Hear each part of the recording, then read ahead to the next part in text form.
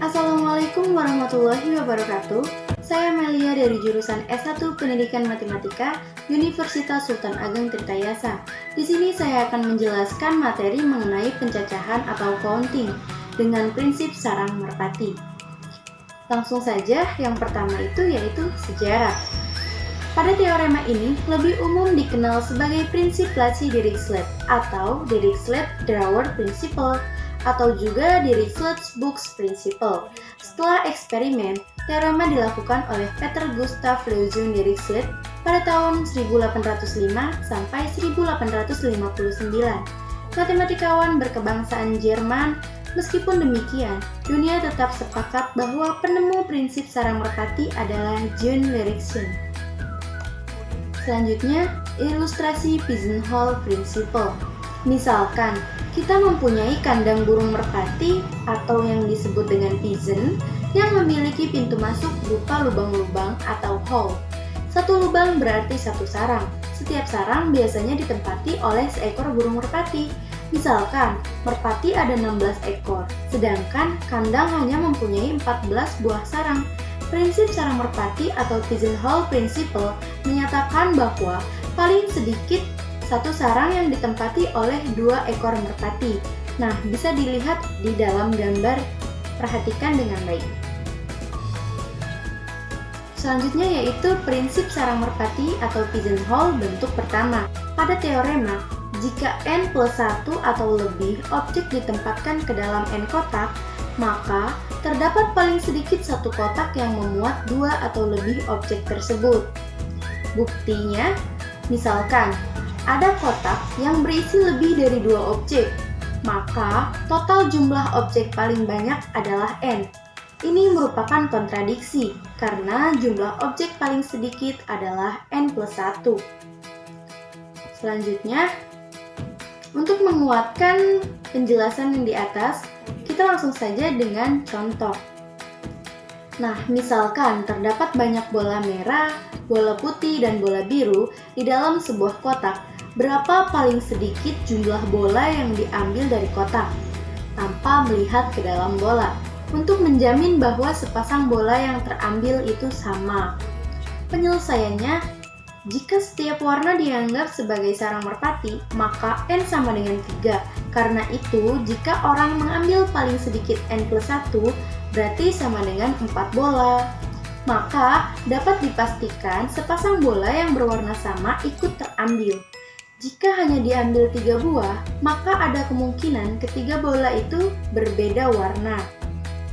Jadi, 4 buah bola adalah jumlah minimum yang harus diambil dari dalam kotak untuk menjamin terambil sepasang bola yang berwarna sama. Contoh selanjutnya, misalkan sebuah turnamen basket diikuti oleh n buah tim, yang mana dalam hal ini setiap tim bertanding dengan setiap tim lainnya, dan setiap tim menang paling sedikit 1 kali. Tunjukkan bahwa paling sedikit ada 2 tim yang mempunyai jumlah kemenangan yang sama.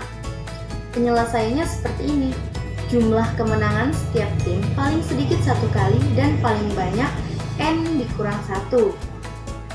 Angka n dikurang 1 berkorespondensi dengan n dikurang 1 buah sarang merpati untuk menampung n ekor merpati atau tim basket. Jadi, paling sedikit ada 2 tim basket yang mempunyai jumlah kemenangan yang sama. Selanjutnya, prinsip sarang merpati yang diperumumkan. Prinsip sarang merpati menyatakan bahwa terdapat paling sedikit 2 objek dalam kotak yang sama. Jika terdapat objek yang lebih banyak dari kotaknya, misalnya di antara 31 angka desimal, pasti terdapat paling sedikit 4 angka yang sama. Ini karena jika ke-31 angka tadi didistribusikan pada 10 kotak, satu kotak tentu akan memiliki lebih dari 3 objek. Secara umum, situasi ini kita rumuskan dengan jika m objek ditempatkan ke dalam n kotak, maka terdapat paling sedikit satu kotak yang memuat sedikitnya m per n objek. Nah, contohnya, dalam mata kuliah matematika diskrit, diberikan tugas kelompok yang akan dibagi menjadi 6 kelompok. Jika terdapat 62 mahasiswa yang menempuh mata kuliah tersebut, tunjukkan bahwa terdapat paling sedikit ada 11 mahasiswa yang menjadi anggota suatu kelompok yang sama. Penyelesaiannya seperti ini. Kita asumsikan mahasiswa tersebut sebagai anggota dari himpunan daerah asal X dan kelompoknya menjadi daerah kawan Y. Karena X sama dengan 62 dan Y sama dengan 6, berarti 62/6 sama dengan 11. Maka, dengan menggunakan prinsip generalized pigeonhole, terdapat paling sedikit 11 anggota X yang dipasangkan dengan suatu anggota Y yang sama. Dengan demikian, terdapat paling sedikit ada 11 mahasiswa yang menjadi anggota suatu kelompok yang sama. Selanjutnya, prinsip sarang merpati atau pigeonhole bentuk kedua. Jika F merupakan sebuah fungsi dari suatu himpunan terhingga X ke suatu himpunan terhingga Y dan X lebih besar daripada Y, maka f X1 sama dengan f X2. Untuk beberapa X1, X2 merupakan anggota X, di mana X1 bukan anggota X2. Pembuktiannya, untuk membuktikan prinsip pigeonhole bentuk kedua ini, kita bisa mengasumsikan X sebagai himpunan merpati dan Y sebagai himpunan rumah merpati. Selanjutnya, kita memasangkan merpati X ke rumah merpati Fx. Karena jumlah merpati lebih banyak dari rumahnya, maka terdapat paling sedikit 2 merpati X1 dan X2 anggota X yang dipasangkan ke rumah merpati yang sama, yaitu Fx1 sama dengan Fx2. Untuk beberapa X1, X2 merupakan anggota X di mana X1 bukan anggota X2. Selanjutnya, contoh. Contoh dalam membuat kode mata kuliah untuk mata kuliah bidang studi informatika adalah dengan cara menambahkan 3 angka pada huruf TIK. Terdapat 51 mata kuliah yang harus diberi kode dan 3 angka yang harus ditambahkan pada huruf TIK. Harus berkisar antara 101 sampai dengan 200. Tunjukkan bahwa terdapat paling sedikit di mata kuliah yang diberi kode dengan angka berurutan. Nah, penyelesaiannya, misalkan angka-angka yang dipilih adalah A1, A2, sampai dengan A51.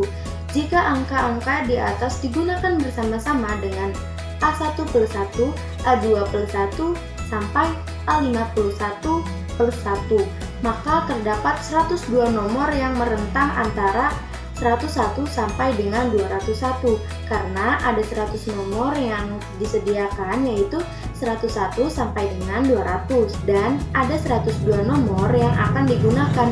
Maka menurut prinsip pigeonhole, bentuk kedua terdapat paling sedikit 2 nomor yang sama, nomor A1, A2 sampai dengan A51 dan A1 plus 1, A2 plus 2 dan sampai dengan A51 plus 1.